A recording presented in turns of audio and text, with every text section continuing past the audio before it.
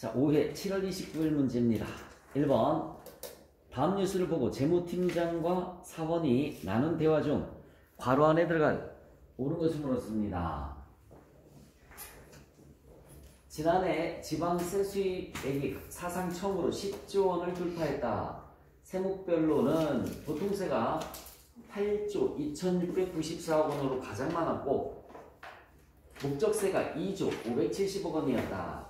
팀장님, 목적세라는 것이 무엇인가요? 목적세는 조세의 사용 용도가 특정이 지정되어 있는 조세를 갖다가 우리가 목적세라고 합니다. 가장 대표적인 것이 교육세,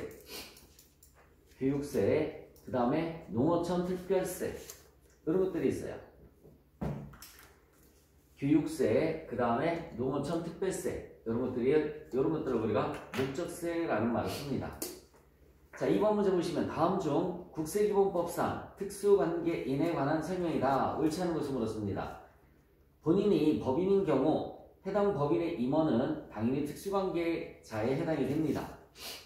본인이 법인인 경우에 해당 법인의 지배적인 영향력을 행사하는 주주는 당연히 역시 마찬가지 특수관계인에 해당이 되겠고요. 본인이 개인인 경우에는 법인이 아니라 개인인 경우에는 개인의 사촌 이내에, 8촌이 아니라 사촌 이내의 혈족은 특수관계인에 해당이 됩니다.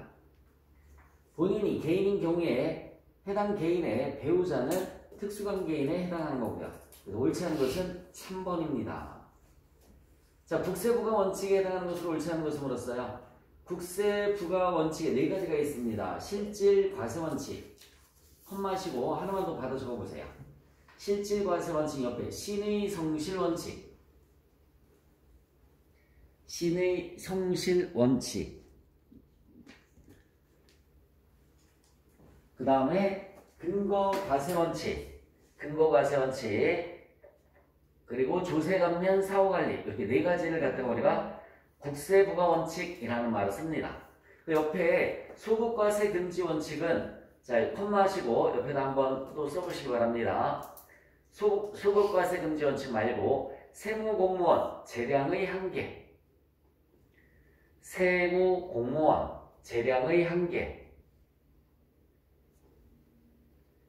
그 다음에 기업회계 존중,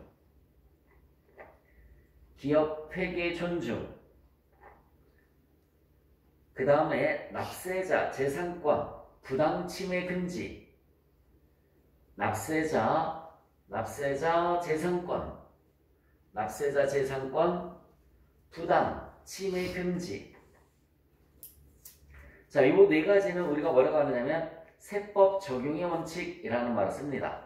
세법 적용의 원칙. 이 조세 감면 사후 관리, 그 다음에 근거 과세 원칙, 실질 과세 원칙, 신의 성실 원칙. 이 4가지는 국세부가 원칙. 그리고 나머지는 세법 적용의 원칙이라는 표현을 써요. 자, 4번 문제를 한번 볼까요? 국세기본법상 기한 후 신고 제도에 대한 설명이다. 옳지 않은 것을 물었습니다. 여러분, 기한 후 신고라는 것은 뭐냐면 법정 신고 기한이 예를 들어서 부가가치세 1기는 1월 1일부터 6월 30, 이거 언제까지 하죠? 7월 25일이 신고 기한이죠. 요 날짜, 시작과 끝나는 날짜를 우리가 뭐라고 그래요? 기간. 7월 25일까지 납부하는 요거를 기한이라는 말을 쓰는 거야. 기한. 그러면은 7월 25일에 신고를 해야 되는데 7월 25일에 신고를 못했어요. 7월 25일에 신고를 못해서 이 이후에 신고하는 걸 우리가 뭐라고 하느냐면 기한 후 신고라는 말을 쓰는 거예요. 7월 25일에 신고를 못해서 그 이후에 신고하는 걸 기한 후 신고라는 말을 쓰는 겁니다. 법정 신고 기한 내에 과세 표준 신고서를 제출하지 아니한 자는 기한 후 신고를 할 수 있지요. 여기 봐요. 법정 신고 기한이 7월 25일이라고 그랬잖아요. 그렇죠? 이때까지 신고를 하지 못한 자는 그 이후에 신고를 할 수가 있는데 이거를 우리가 기한 후 신고라는 말을 쓰는 거니까 1번에 신고를 할 수 없다가 아니라 신고를 할 수 있다가 되는 겁니다. 법정 신고 기한 지난 후 1개월 초과 3개월 이내에 신고 납부를 한 경우에는 무신고 가산세 30%를 감면한다라고 나와 있습니다. 여러분 이거 봐요. 기한 내에 신고를 하지 못하고 이후에 신고를 하게 되면 무신고 가산세라는 걸 물어야 되는데, 무신고 가산세는 1개월 이내에 신고를 하게 되면 50% 감면을 받을 수가 있습니다. 자, 두 번째, 3개월 이내에 신고를 하게 되면 30% 감면을 받을 수가 있고요. 세 번째, 6개월 이내에 신고를 하게 되면 20% 감면을 받을 수가 있습니다. 20% 감면 받을 수가 있어요. 그래서 2번은 맞는 거죠. 관할 세무서장이 세법에 의해서 해당 국세 과세표준과 세액을 결정하여 통지하기 전까지, 그러니까 세무서에서 통지하기 전까지 기한 후 신고를 할 수 있다. 맞습니다. 기한 후 신고서를 제출한 자가 과세표준 수정신고서를 제출한 경우 관할 세무서장은 세법에 따라 신고로부터 3개월 이내에 해당 국세의 과세표준과 세액을 결정 또는 경정해서 신고인에게 통지를 해주시면 됩니다. 3개월 이내에 결정 또는 경정해서 통지를 해주시면 돼요. 자, 어쨌든 기한 후 신고는 이렇게 여러분들이 생각을 해주시면 되고요. 자, 만약에 VAP 1기가 1월 1일부터 6월 30일이에요. 요 시작과 끝나는 요번 기간이라고 그랬고요. 7월 25일에 신고를 했어요. 신고를 했는데 누락한 게 있어. 누락하게 되면은 이걸 우리가 뭐라고 하느냐면, 누락한 게 있으면은 수정신고를 하면 된다라는 말을 써요. 수정신고. 얘는 기한 후 신고라는 말을 쓰는 거고요. 신고를 못해서 그 이후에 신고하는 건 기한 후 신고라는 말을 쓰는 거고요. 신고를 했는데 누락한 게 있어서 수정신고를 하는 거. 이거 우리가 수정신고라는 말을 쓰고요. 이때 가산세는 일반 과소신고 가산세예요. 일반 과소신고 가산세. 얘는 일반 무신고 가산세 20%입니다. 일반 무신고 가산세 20%고요. 얘는 일반 과소신고 가산세 몇 퍼센트를 물어야 되냐면 10%를 물어야 돼요. 자, 그런데 1개월 이내에 수정신고를 하게 되면 얘는 1개월 이내에 수정신고가 아니라 뭐라고 그랬어요? 신고하는 거라고 그랬죠? 신고를 못한 거니까 1개월 이내에 신고한다라는 말 쓰는 거고요. 얘네는 신고했다가 수정신고하는 거기 때문에 1개월 이내에 수정신고한다라는 말을 써요. 그러면 90% 감면을 받을 수가 있고요. 두 번째, 3개월 이내에 수정신고를 하게 되면 75% 감면을 받을 수 있고요. 세 번째, 6개월 이내에 수정신고를 하게 되면 50% 감면을 받을 수 있고, 네 번째, 1년 이내에 수정신고를 하게 되면 30% 감면을 받을 수 있고, 다섯 번째, 1년 6개월 이내에 수정신고를 하게 되면 20% 감면, 2년 이내에 수정신고를 하게 되면 10% 감면을 받을 수가 있습니다. 그래서 수정신고를 하게 됐을 때는 감면율이 달라요. 용어 정리를 잘 기억을 해주셔야 됩니다. 다시 한번. 7월 25일이 기한인데 신고를 못했어. 그럼 그 이후에 신고할 수 있다. 이걸 우리가 기한 후 신고라는 말을 쓰는 거고요. 이때는 무신고 가산세 20%. 이때는 1개월 이내에 신고했을 때 50%, 3개월 이내 30%, 6개월 이내는 20% 감면이에요. 자, 그런데 7월 25일에 신고를 했어. 근데 누락한 게 있어서 다시 신고하는 걸 우리가 추가로 신고하는 걸 수정신고한다라는 말을 쓰는 거고요. 수정신고할 때는 일반 과소신고 가산세예요. 10%. 감면율은 이렇게 좀 달라요. 그래서 기한 후 신고와 수정신고 저렇게 구분을 해서 정리를 좀 해주시면 됩니다. 자, 5번 문제 보시면 법인 유형에 따른 법인세, 납세 의무에 관련된 설명이다. 옳지 않은 것을 물었습니다. 자, 이 법인 유형에 따른 납세 의무 문제는 이렇게 여기 봐요. 일단은 우리 법인의 종류가 내국법인, 그 다음에 외국법인. 얘는 본점이 어디 있느냐에 따라서 본점이 우리나라에 있으면 내국법인, 본점이 외국에 있으면 외국법인이라고 하죠. 자, 내국법인은 다시 영리법인하고 비영리법인. 그 다음에 외국법인은 또 영리법인하고 비영리법인. 이렇게 나눠지는 겁니다. 참고로 우리나라 정부나 지방자치단체는 네 가지 중에 해당이 없어요. 비과세법인이라고 해요. 아예 세금을 내지 않는다는 얘기죠. 우리나라 정부나 지방자치단체는 비과세법인으로서 아예 세금이 없어요.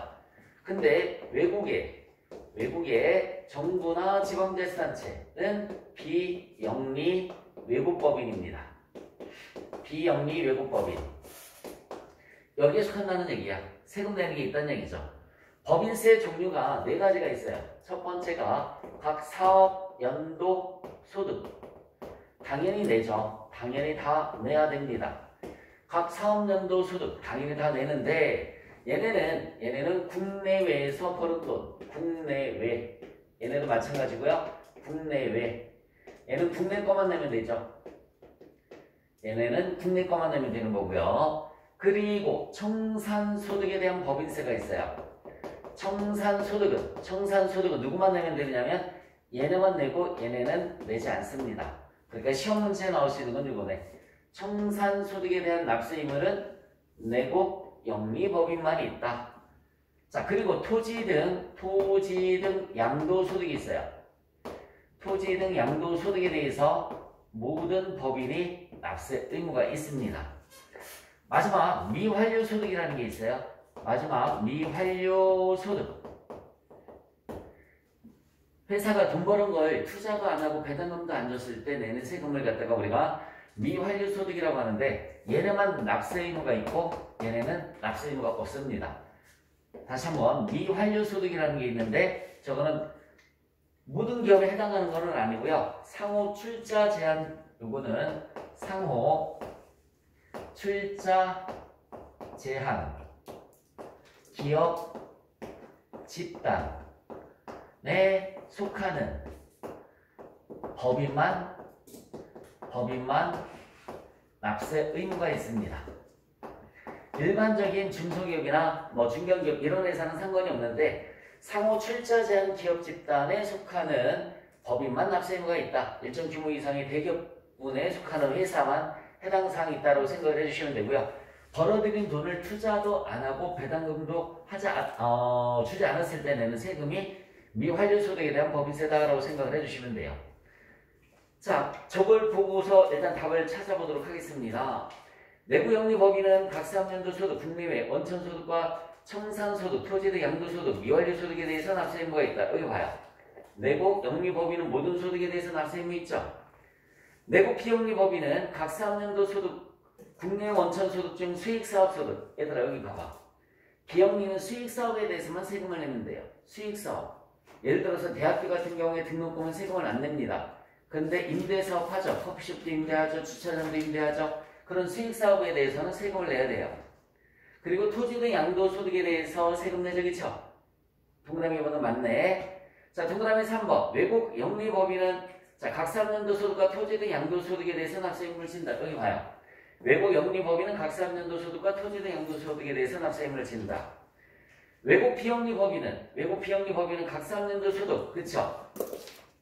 과 토지 등 양도소득에 대해서 청산소득에 대해서 납세 의무가 있어요? 없어요? 없습니다. 그래서 옳지 않은 것은 몇 번이 되느냐면 4번이 되는 겁니다. 자, 칠판 저렇게 메모를 해놓으시기 바랍니다.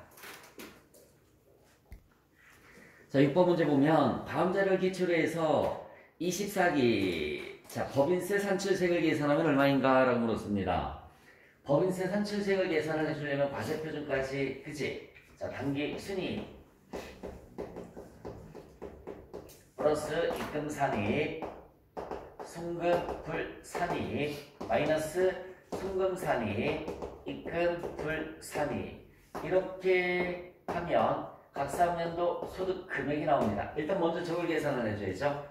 자, 단기 순익 대신에 뭐가 나와 있어요? 법인세, 차감전 순익이 2억 원이라고 나와 있어요. 일단은 법인세, 차감전 순익을 단기 순익으로 봐주면 됩니다. 자, 밑에 자료를 봤더니 손익계산서의 수익과 비용은 다음을 제외하고 모두 세법상 적정하게 계산되어 있다. 급여 1억 2,600만 원 속에는 대표이사 상여금 한도초가 얼마 있어요? 2천만 원. 종업원 상여금 한도초가 얼마 있어요? 1,000만 원. 여러분, 종업원은 아무리 많이 줘도 세무조정 없다고 그랬죠, 그쵸? 종업원 관련돼서는 아무리 많이 줘도 세무조정 없습니다. 대표이사 것만 승무원부산이 2천만 원. 여기 봐요. 여기에 2천만 원이 들어갑니다. 자, 그 다음에 감가상각비 한도액이 얼마인데? 1,400만 원인데 회사에서 얼마 했다고 나와 있어요? 2,400만 원 했죠, 그쵸? 그럼 얼마 한도 초과됐어요? 1,000만 원 한도 초과됐어요. 역시 여기 봐요. 송금 불산입이 1,000만 원입니다. 나머지는 없으니까 각 3년도 소득금액은 모두 2억 3천만 원이 나와요. 각 3년도 소득금액은 모두 2억 3천만 원. 그리고 이것도 써줄게요. 시험 문제 나오니까. 각 3년도 소득금액 밑에 들어가는 게 마이너스 2월 결손금. 이것도 시험 문제 나와요. 마이너스 비과세소득. 마이너스 소득공제. 요 순서도 시험 문제가 나옵니다. 요 순서. 2월 결손금, 비과세소득, 소득공제를 빼주면 과세표준이 계산이 되는 거야. 과세표준. 지금은 해당 사항이 없으니까 2억 3천만 원 나오죠. 과세표준 그대로 2억 3천만 원. 자, 세율이 2억까지 몇 퍼센트라고 나와 있습니까? 9% 나와 있고 2억 초과에 대해서는 몇 퍼센트? 10%. 아니지, 19%. 근데 여기 봐. 과세표준이 지금 현재 2억 3천만 원이죠. 그러니까 2억 3천만 원 중에서 2억까지가 9%니까 1,800. 298, 1,800만 원이고요. 2억 3천만 원에서 2억 빼주면 3천만 원 나오죠. 3천만 원 곱하기 19%예요. 그럼 얼마 나오니? 570만 원 나오죠. 570만 원. 두 개 더해주시면은 2,370만 원. 이렇게 계산이 됩니다. 산출세액은 2,370만 원이 되는 거야. 단기순익 플러스 입금산입, 승무원불산입, 마이너스 승무원산입, 입금불산입 하면 각 3년도 소득금액이 나오고요. 각 3년도 소득금액에서 2월 결손금, 비과세 소득, 소득공제를 빼주시면은 과세표준, 그리고 과세표준 곱하기 세율에서 산출세액 저렇게 계산을 해주시면 됩니다. 7번. 자, 다음 중 법인세법상 송금에 대한 결산 조정 사항과 신고 조정 사항에 관한 설명이다. 옳지 않은 것이 어렵습니다. 결산 조정 사항은 장부상, 비용으로 회계 처리하지 않으면 세무 조정으로 송금에 산입할 수 없는 사항이다. 맞아요. 이게 무슨 말이냐면 우리가 12월 31일에 감가상각비 100원, 대변에 감가상각 누계액이 100원 이렇게 했어요. 그러면 수익 마이너스 비용은 단기 순익을 계산할 때 수익 마이너스 비용 단기 순익 계산할 때 요 감가상각비가 여기 봐요. 요 감가상각비가 이렇게 비용에 100원이 가서 이익을 줄여서 세금을 줄일 수 있는 거예요. 세금을 줄일 수 있는 거 이런 걸 갖다 우리가 여기 결산서란 말이야. 여기가 결산서. 결산서에 들어가기 때문에 이런 걸 결산조정이라는 말을 쓰는 거예요. 결산조정. 근데 신고조정은 12월 31일에 감가상각비라는 품계를 하지 않았어요. 하지 않았습니다. 수익 마이너스 비용은 단기 순이익. 여기 안 갔겠죠? 그러면 순이익을 못 줄였어요. 그럼 너 왜 안 했어? 내가 밑에서 해줄게. 이거를 밑에서 송금산이익, 감가상각비 100원 이렇게 해서 각 3년도 소득금액을 100원을 줄여주고 세금을 줄여주는 거. 그래서 요 밑에는 우리가 신고서라는 말을 써요. 신고서.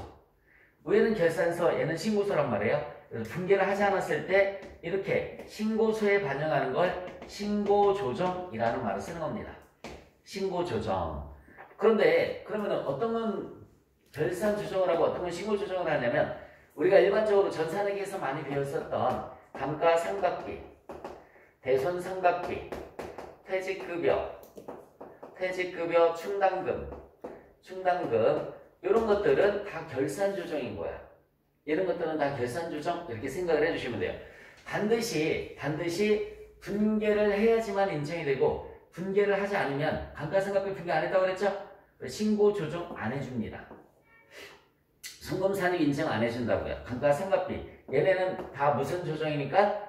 결산 조정이니까 분계를 하지 않으면 신고 조정을 통해서 세금을 줄여주지 않는다라고 생각을 해주시면 되는 거고요. 그럼 우리 신고 조정사항에는 뭐가 있냐면 신고 조정사항에는 퇴직연금, 운용자산, 퇴직연금 운용자산 DB형이죠. 기여형이 아니라 확정급여형 DB형 퇴직연금 운용자산. 그 다음에 대손금 중 소멸시효 완성분. 그 다음에 하나 더 조세특례 제한법 상준비금. 조세특례 제한법 상준비금 이 정도 우리 재경거래사 수준에서 퇴직연금 운용자산, 대손금 중 소멸시 완성, 조세특례 제한법상 준비금만 분계를 하지 않았을 때 신고조정을 통해서 순금으로 인정을 해주는 거야. 이런 것들은 신고조정이 된다 안 된다? 안 된다. 얘네는 무슨 조정이라고 다?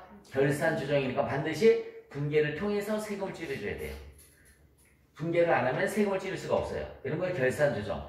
얘네는 분계를 안 해도 신고 조정을 통해서 세금을 줄일 수 있다. 이 세 가지 꼭 기억을 해주시면 됩니다. 자, 동그라미 1번 다시 한번 읽어볼게요.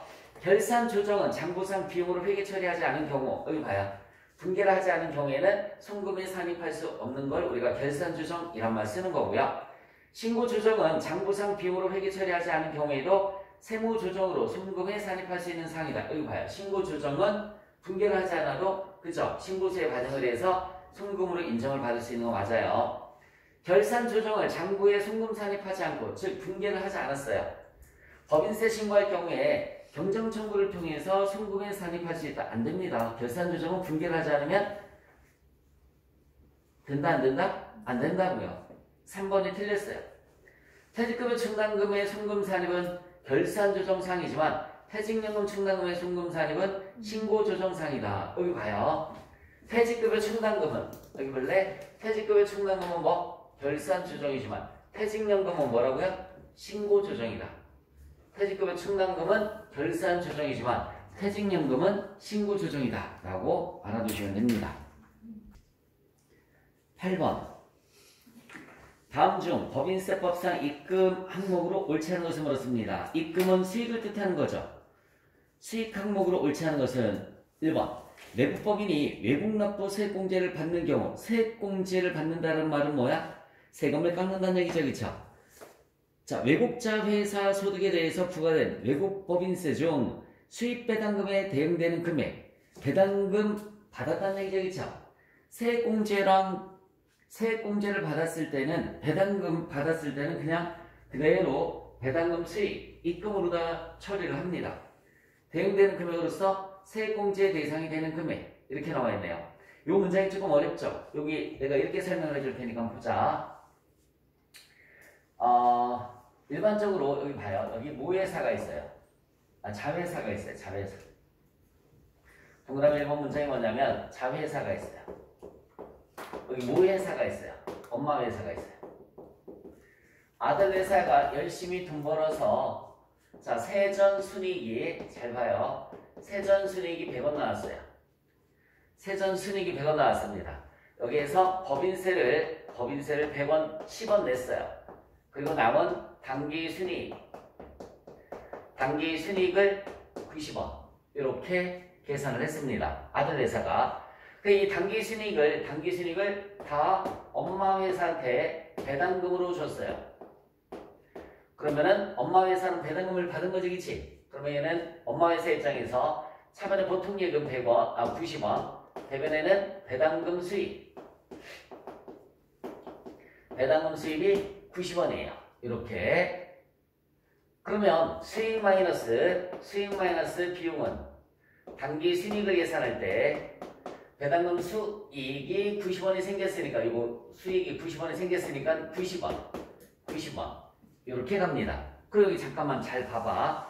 아들 회사에서 이미 봐요. 아들 회사에서 이미 요 세전순이익에 대해서 세금 냈어 안 냈어? 냈죠. 그리고 남은 돈을 배당금으로 줬더니 또 수익 처리돼서 또 세금을 내야 되는 거지. 이중과세가 되잖아. 그래서 요거에 대해서는 세금을 걷지 않습니다. 입금 불산입. 얘가 수입 배당금이에요. 90원. 소득 처분은 기타라고 합니다. 이렇게 해서 세금을 안 냅니다. 무슨 말인지 의미에 가세요? 아들 회사가 이미 세금을 내고 남은 돈을 배당금으로 준 거란 말이야. 근데 또 세금 내라고 하면 안 되니까 이걸 우리가 수입 배당금의 입금불산입이라는 말 쓰는 거예요. 입금불산입. 수입 배당금 입금불산입 시킵니다. 그런데 자, 외국회사에서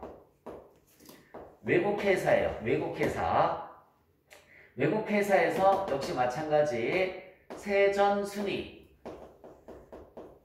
외국 법인이라고 할게요. 어쨌든 100원 이렇게 마이너스 외국 회사가 아니라 외국 법인이라고 해야지.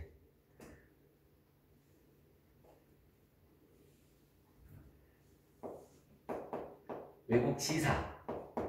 현대자동차가 우리나라에도 있고 어디에도 있어요? 미국에도 있고 인도에도 있지, 그치? 해외 지사라고 할게요. 여기서 법인세를 일단 10원 냈어요. 법인세를 10원 냈고요. 당기 순이익이 얼마? 90원 이렇게 생겼습니다.